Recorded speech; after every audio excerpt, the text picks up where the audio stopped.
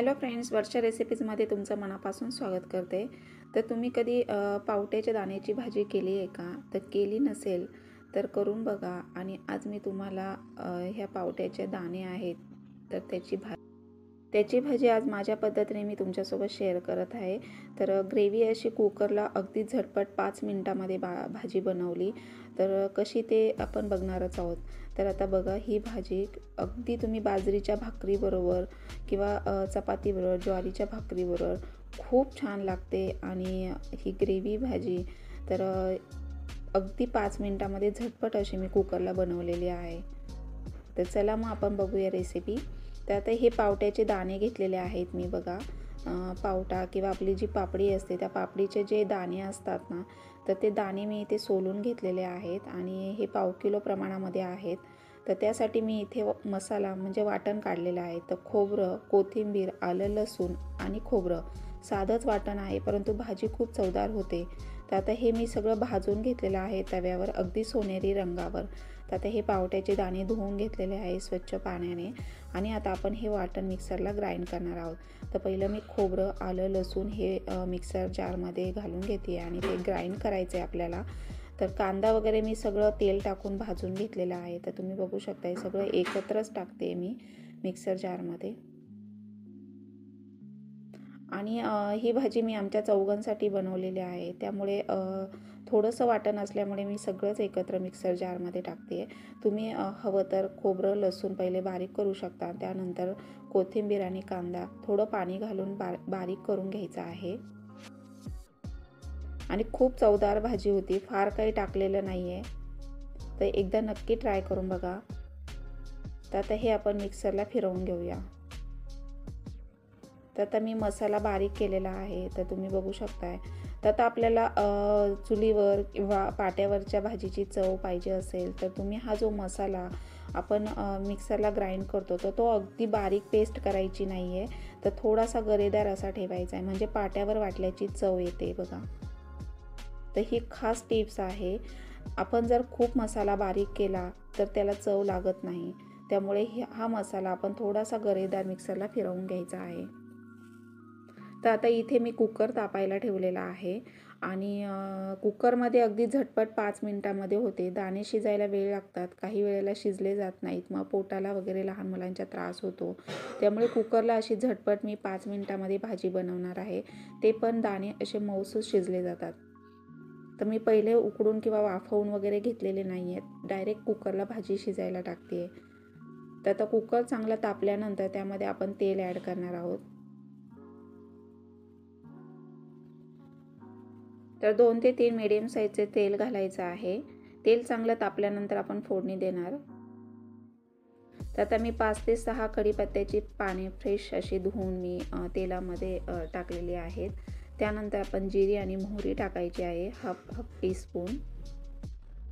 ती चांगली तडतडल्यावर मग नंतर आपण जो मसाला वाटून घेतलेला तो आपण तेलामध्ये परतून घ्यायचा आहे।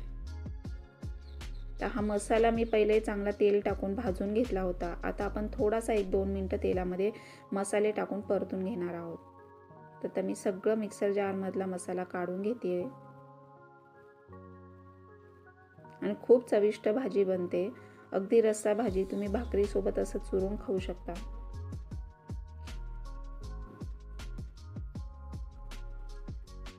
आणि अगदी नॉर्मल गॅस ठेवायचा आहे, नॉर्मल गॅसवर मसाला चांगला तेलामध्ये परतून घ्यायचा आहे।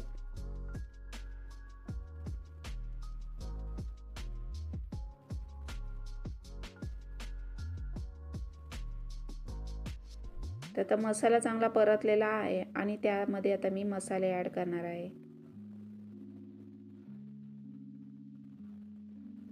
तर बघा, तेल सुटत आलेलं आहे मसाल्याला आणि चांगला मसाला परतला आहे। त्यामध्ये मी इथे हाफ टीस्पून बेडगी मिरची, तसेच गरम मसाला हाफ टीस्पून, धना पावडर हाफ टीस्पून, हळद पावडर हाफ टीस्पून आणि जो मसाला आहे आपला जो गोडा मसाला तो मी 1 ते 1.5 चमचा याच्यामध्ये टाकलेला आहे।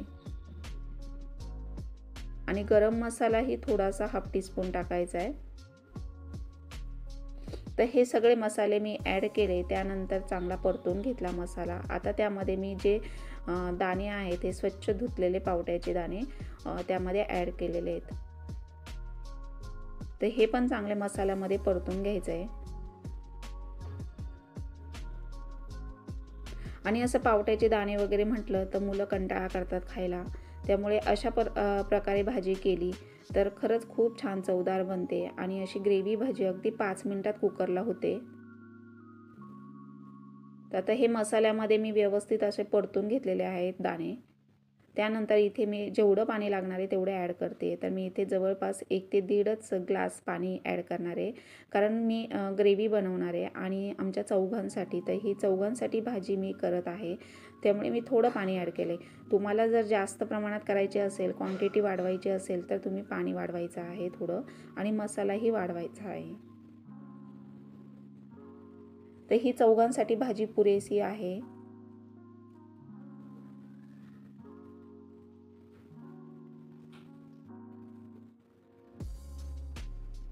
तर थोडंसं पाणी मी अजून थोडं पाणी ॲड करते आणि त्यानंतर मग मी चवीनुसार मीठ टाकणार आहे.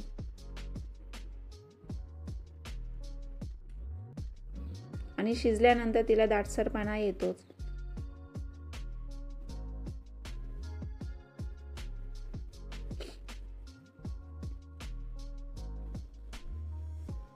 तर अगदी नॉर्मल गॅस ठेवायचा आहे.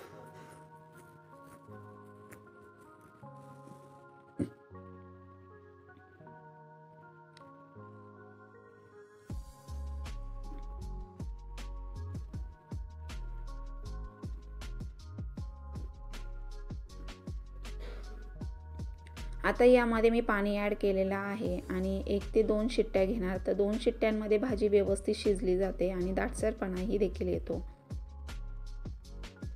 म्हणजे भाकरी, चपाती, ज्वारीची किंवा बाजरीची भाकरी असो त्याबरोबर खाता येते. तर आता यामध्ये मी थोडासा दाण्याचा कूट टाकणार आहे.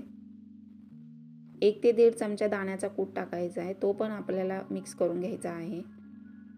तर दाण्याच्या कुटाने सुद्धा चव छान येते भाजीला.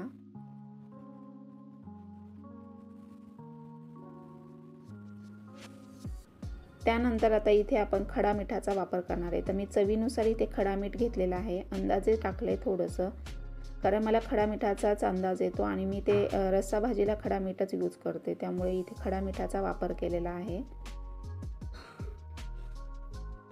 तर आता सगळं पाणी वगैरे मी कूट वगैरे सगळं ॲड करून घेतले, मीठ टाकलेलं आहे. आता त्यानंतर आता आपण बघा भाजीला उकळी यायला लागलेली आहे. आता झाकण लावून आपण फक्त 2 शिट्ट्या घेणार आहोत. 2 शिट्ट्यांमध्ये भाजी व्यवस्थित मऊसूत शिजली जाते. तर आता आपण शिट्ट्या झालेल्या आहेत, कुकर थंड झाला आहे आणि बघूया भाजी कशी झाली आहे. वाव, मस्तच. तर ग्रेव्ही भाजी अशी पावट्या दाण्याची मी बनवलेली आहे. तर बघा खूप छान तरी आलेली आहे आणि काळा मसाला, काळ्या वाटणाची मी पावट्याची भाजी बनवली. तर मी तुम्हाला दाखवते, बघा किती दाटसर मिळून आलेली आहे. तर अशी भाजी असेल तर लहान मुलं देखील आवडीने खातात. तर बघा अशी तरीबाज भाजी आणि पावट्याच्या दाण्याची भाजी अशी भाकरीबरोबर, चपातीबरोबर खूप छान लागते. तर नक्की ट्राय करून बघा आणि कशी झाली हे कमेंट बॉक्समध्ये नक्की सांगा. थँक्यू.